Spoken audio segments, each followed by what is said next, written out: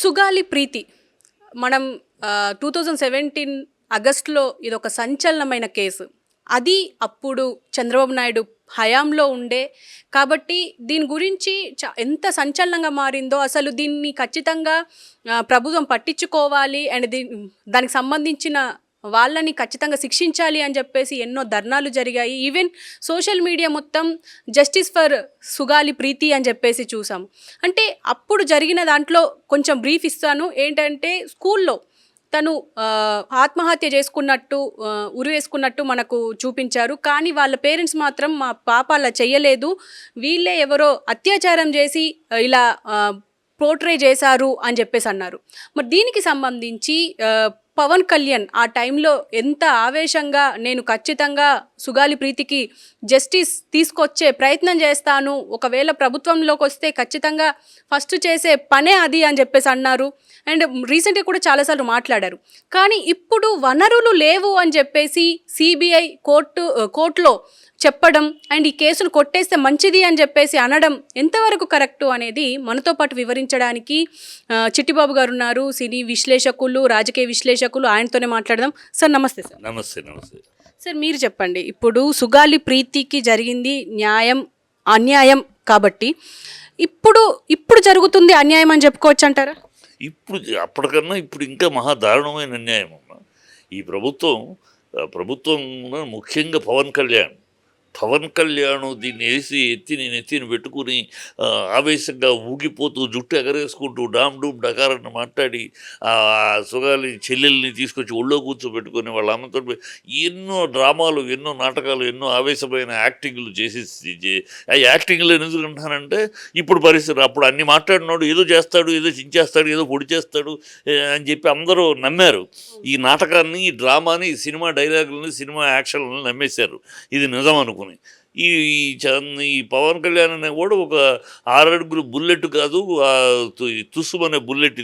ఇది ఒట్టి మాటలు తప్పితే దేనికి పనికిరాని డ్రామా ఆర్టిస్టు, డ్రామా రాజకీయాలు, జోకర్ రాజకీయాలు, పనికిరాని రాజకీయాలు చేసేవాడు తప్పితే నిజమైన రాజకీయం కాదు. నిజమైతే ఓట్ల కోసం ఎన్ని అబద్ధాలైనా, ఎన్ని డ్రామాలైనా, ఎన్ని చిల్లర వేషాలైనా వేస్తాడు అనేది ఇప్పుడు ప్రూవ్ అవుతారు.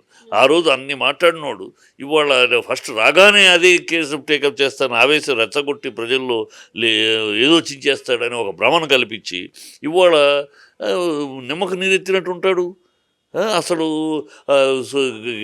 కోర్టులో వాళ్ళు ఈ కేసు కొట్టేయాలని అంటానంటే అసలు వనరులు లేవు సిబిఐలో అని అంటూ ఉంటే ఏమన్నా సిగ్గు, శరం, అభిమానం, పౌరుషం, మనం ఏమన్నామో మాటకి విలువ ఏమన్నా ఉందా ఈ మనుషులకి? వీళ్ళు అసలు మనుషులేనా? వీళ్ళు ప్రజల్లో నడవటానికి, ప్రజల్లో కలిసి ప్రజల మధ్య నిలబడటానికి అర్హత ఉందా? ఇన్ని అబద్ధాలా ఈ పవన్ కళ్యాణ్? మరి ఇదొకటి సూపర్ 6 గురించి ఉపన్యాసాలు ఇచ్చాడు, అవి లేవు. దాని గురించి నోరెప్పుడు 32,000 అమ్మాయిలు మిస్ అయిపోయారు, వ్యభిచార గృహాలుగా అమ్మేశారు అన్నాడు. పచ్చి అబద్ధం ఆడేశాడు. అది పార్లమెంట్లోనే అబద్ధం అని తేలిపోయింది. అదొకటి.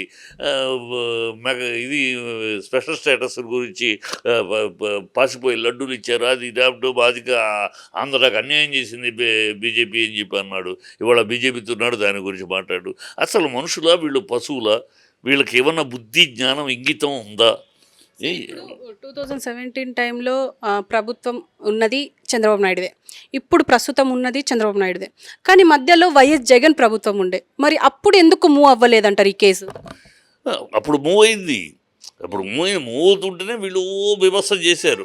ఆ అమ్మాయి సూసైడ్ చేసుకుందని వాళ్ళు అంటాం, కాదు మా అమ్మాయి సూసైడ్ చేసుకునే పరిస్థితి కాదు వాళ్ళు అంటాం. దాని మీద ఇన్వెస్టిగేషన్ జరుగుతుంది. ఇన్వెస్టిగేషన్ మనకు తెలిసిందే కదా, మన దేశంలో ఇన్వెస్టిగేషన్ అంటే నెలలు లాగుతాయి. దీన్ని వీళ్ళు రాజకీయం చేశారు. అది అసలు అమ్మాయికి న్యాయం అప్పుడే జరగకుండా వీళ్ళు చేసిన రాజకీయం 2017లో జరిగితే 17లో లేదు, 18లో లేదు, 19 లేదు, 20లో మొదలెట్టారు దీన్ని.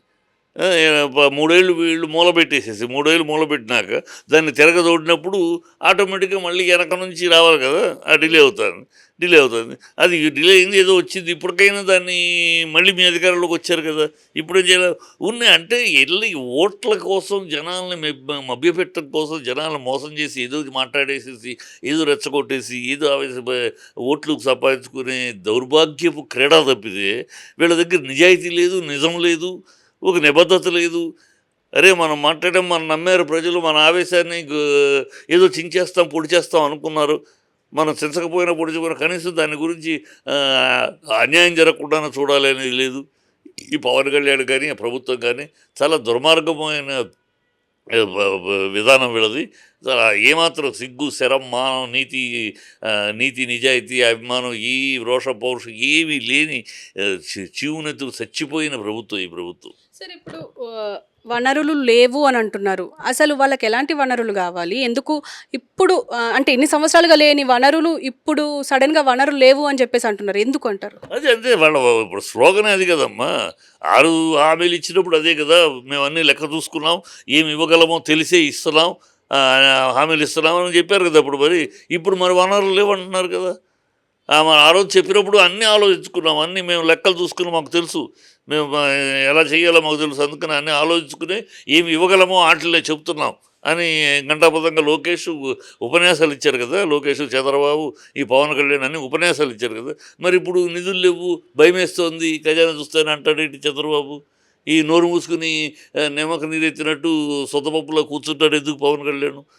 ప్రశ్నించడానికి వచ్చారన్నాడు, ప్రశ్నించడే. తనే ఒక ప్రశ్నగా మారిపోయాడు. అతను ఎవడేసాను? ఇతను రాజకీయ నాయకుడా, లేకపోతే డ్రామా ఆర్టిస్టా, లేకపోతే ఒక హిందూనా, క్రిస్టియనా, ఎవడితను? తనే ఒక ప్రశ్న, అందరికీ ప్రశ్నగా మిగిలిపోయాడు. నేనే బ్యాప్టిజం తీసుకురానబ్బా అంటాడు, నా పిల్లలు క్రిస్టియన్ అబ్బా అంటాడు, హిందూ పెద్దలే ఈ దేశంలో మతకలోలకు కారణం అంటాడు, మా నాన్న దీపారాధనలో సిగరెట్ అంటించుకుంటాడంటాడు, అన్నీ మాట్లాడితే ఇప్పుడు మళ్ళీ సనాతనం అంటాడు. సనాతనంలో 3 పెళ్ళిళ్ళు ఇవ్వే, 3 పెళ్ళిళ్ళు తీసుకు సనాతనం అంటాడు. ఏం మాట్లాడతాడు? ఎందుకు మాట్లాడు? ఏదో జనాలు ఇరిపప్పలు అనుకుంటున్నారు. ఒకసారి నమ్ముతారు, ఏదో నువ్వు సినిమా ఫీల్డ్ నుంచి వచ్చావు కనుక ఏదో గ్లామర్ ఉంది, నలుగురు జనాలు వస్తారు, ఏదో నువ్వు మాట్లాడేది నమ్ముతారు. ఇప్పుడు చూసేశారు, ఈ 6 నెలల్లోనూ చూసేశారు. ఇది ఒక పప్పు శుద్ధ, ఇది వేస్ట్ మెటీరియల్, ఇది ఉన్న గాలివాగుడు, సొల్లువాగుడు తప్పితే ఇంకెందుకు పనికిరాని మ్యాటరు, ఇది రాజకీయాలకు పనికిరాని material, waste material, failure politician అని అర్థమైపోయింది. అండ్ వైఎస్ జగన్ని టార్గెట్ చేసే విధంగా అంటే ఇరకాటంలో పెట్టాలని చెప్పేసి దీన్ని ఈ కేసుని రాజకీయం చేసి ఉంటారంట. అంతే అమ్మా. ఇరకాటంలో పెట్టడానికి వాళ్ళు ఏంటంటే అన్ని రకాల అబద్ధాలతోటి ప్లే చేశారమ్మా. అన్ని రకాల అబద్ధాలు, 1 కాదు 2 కాదు. ఆఖరికి టైటిల్ రిజిస్ట్రేషన్ కూడా ఏంటి, టైటిల్ అబద్ధమే. అది అప్పటికి 60% అయింది, ఇది ఒక్క కంప్లైంట్ లేదు. కానీ లాస్ట్ మినిట్లో టైటిల్ మొదలెట్టారు. ఏమైంది? ఏమీ లేదు. దాంట్లో జరిగింది ఏమి లేదు, అన్యాయం జరిగింది ఏమి లేదు. కానీ ప్రాపగండ చేశారు. అన్ని అబద్ధాలని ప్రమోట్ చేసి ఒక మీడియా పెట్టుకుని పిచ్చి అబద్ధాలని ప్రమోట్ చేశారు. ఆ ప్రమోట్ చేసి ప్రజలు నమ్మారు. ప్రజలు ఈ కూటమి వాళ్ళు వీళ్ళు ముగ్గురు పైన మోడీ అని నమ్మేశారు. నమ్మేసి ప్రజలు భ్రమలో తీసుకెళ్ళి ప్రజలతో అబద్ధాలతోటి వచ్చేసారు. ఇప్పుడు అరాచకారం చేస్తున్నారు అంతే. Okay sir, thank you. So చూశారు కదా, అంటే వనరులు లేవు అని చెప్పేసి ఇప్పుడు కేసు కొట్టేయండి అని చెప్పేసి కోర్టును కోరుతున్నారు సిబిఐ. మరి ఇన్ని రోజులుగా ఎందుకు ఈ కేసు మూవ్ అవ్వలేదు? ఈవెన్ అప్పుడు 2017లో జరిగింది, దాదాపు 3 సంవత్సరాలు టైం ఉండే చంద్రబాబు నాయుడు హయాంలో. మరి ఆ తర్వాత అయినా కేసు మూవ్ అయ్యిందంటే అప్పుడు జరగలేదు. ఇప్పుడు సిబిఐ టేకప్ చేసిన తర్వాత కూడా ఇది అంటే ముందుకు వెళ్ళకపోవడం, సుగాలి ప్రీతికి న్యాయం జరిగే అవకాశం కూడా లేదు అన్నట్టుగా అయితే ఇప్పుడు కనిపిస్తుంది. మరి చూద్దాం మరి అసలు ఏం జరగబోతోంది. మరి ఇప్పటికైనా పవన్ కళ్యాణ్ దీనికోసం పోరాడారు. మరి ఇప్పుడు డిప్యూటీ సీఎం పోరాడినట్టు నటించాడు. ఓకే, సో దానికోసమైనా ఇప్పుడైనా డిప్యూటీ సీఎం హోదాలో ఉన్నారు కాబట్టి ఇప్పటికైనా కళ్ళు తెరిచి మరి సుగాలి ప్రీతికి న్యాయం చేస్తారా లేదా అనేది ఎదురు చూడాలి.